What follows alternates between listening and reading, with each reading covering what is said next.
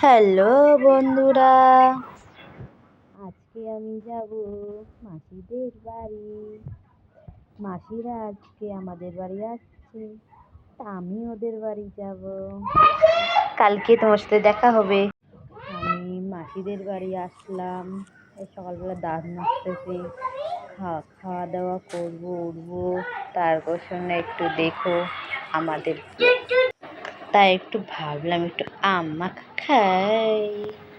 আম মাখা চলতেছে, দেখতে চান? এই দেখুন আম মাখা হচ্ছে, একটা ভাস্তি করতেছে তো ওর জন্য। দেখো ভাস্তিটা আমিষে করতেছে, তা আমি ভিডিও বানাচ্ছি।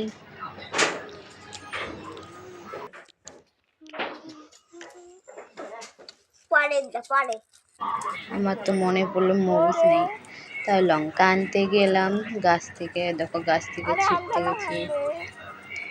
ছিঁড়তে গিয়ে তারপর একটু পরে আমরা খাওয়া দাওয়া করবো। তোমরা ভিডিও দেখতে থাকো।